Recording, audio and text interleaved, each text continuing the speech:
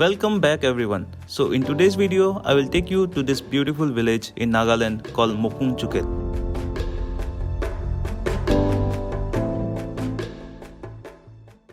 My name is Jitu and you are watching Suti Golpo.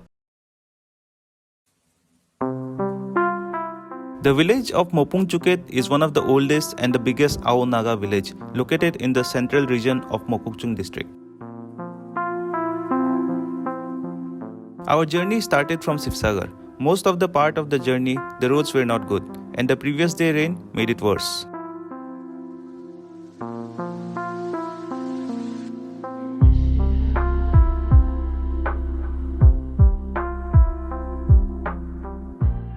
The main reason we were traveling to the village is because my friend Avinash got an invitation from one of the locals in the village, and when he asked me to accompany him, I was very quick to grab the opportunity as well. Another of our friend Dhruva also joined us in this trip.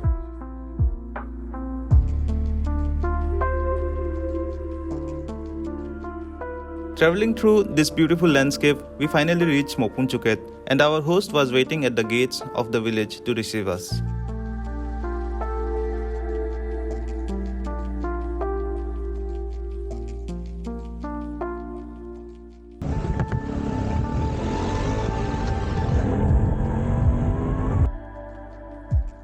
From there, we went to his house directly, met his family members, took rest for some time, and then went out for a drive around the village.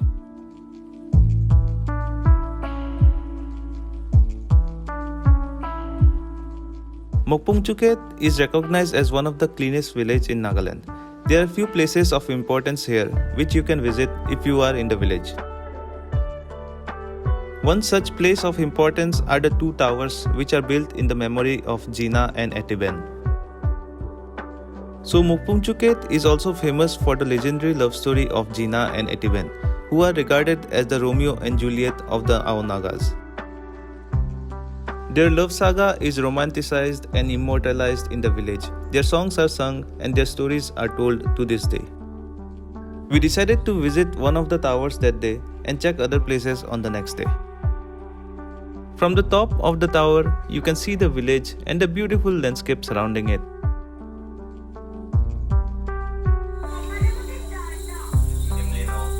By evening, few more people from the village came there and we had a lovely time talking to them.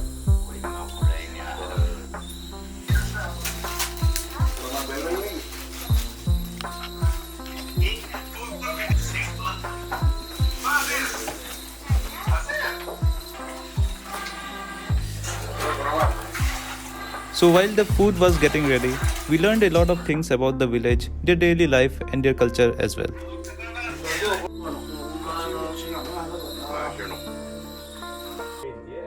People in the village usually sleep very early, so even we decided to have early dinner and sleep off.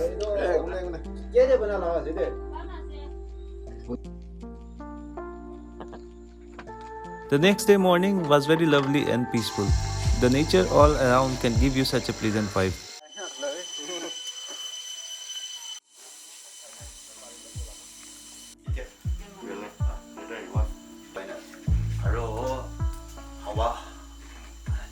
Mopungchuket is blessed with many historical, mythological and cultural assets.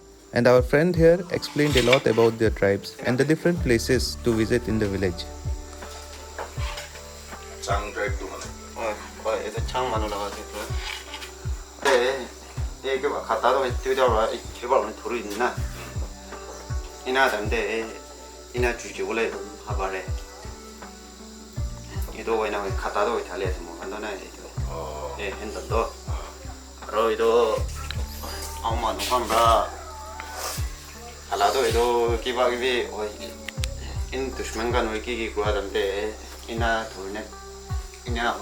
We were also invited by the people whom we met the previous night to their houses.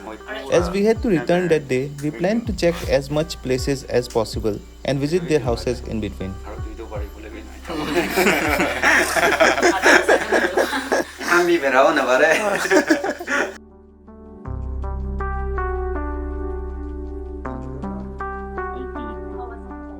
Taxi thang itu mangina, ada halijan kita. Pero pakai gini kau na itu. Oh, itu ini kada. Chutney itu ini. Itu pakai le biasa itu. From there, we went to the second memorial tower of Jinnah and Etiben. So yesterday we went to that tower.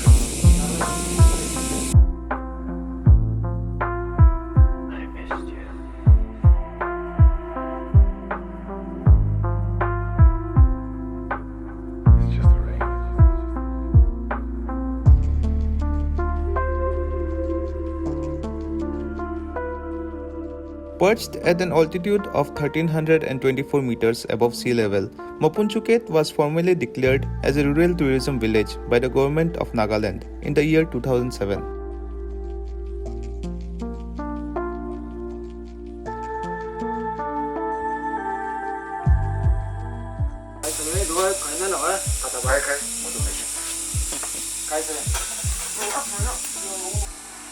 Mopungchuket is a land where myth and history coexist, and if you want to know little more about its history, you can visit the village museum. Renovation work was going on that day for the museum, but they were kind to open it for us to have a quick look around. Different artifacts like the ancient Ao Naga currency, the ornaments displayed in the museum provides a glimpse of the Ao Naga civilization and the British occupation of the Naga Hills.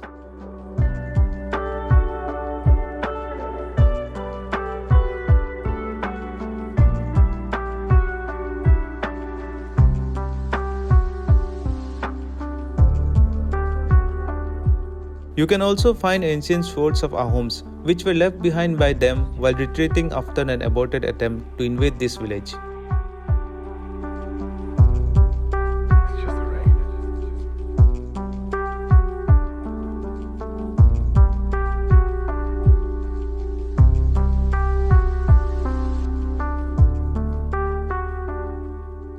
Few old photographs of different events from the past that happened in the village are displayed here as well.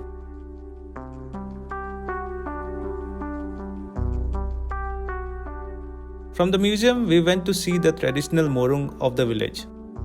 A morung is a kind of old residential school meant only for boys, where they learn farming, ethics, importance of family life, and other important things about their tradition. Inside this morung, there is a bamboo structure fixed at an elevated level like a cage. During old days, if they find any of their students not adhering to the code of conduct, they used to put them inside the cage and burn fire below that as an act of punishment. Punishment just. This practice doesn't exist anymore. Nowadays, morung is just used for some customary practices and conventions, especially during festivals. From there, we went to the Sungkotanem Park. This is a community-owned park and has been maintained very well.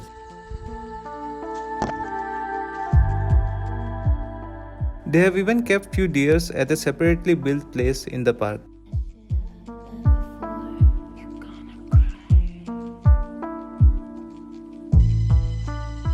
Inside the park, you will see an amphitheater.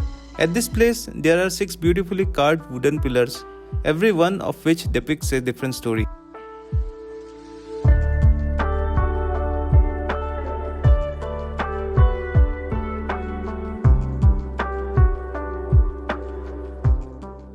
So according to the story of this pillar, the lake of the park was created when a huge snake was killed by the villagers.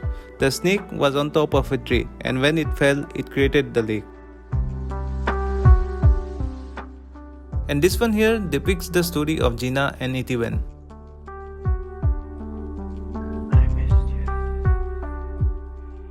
And this wooden sculpture is called the time pillar.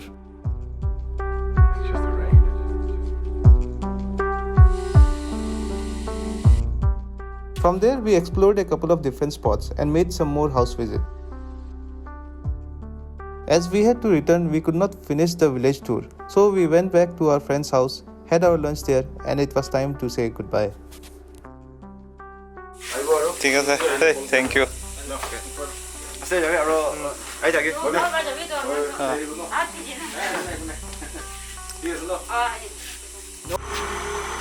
Photo.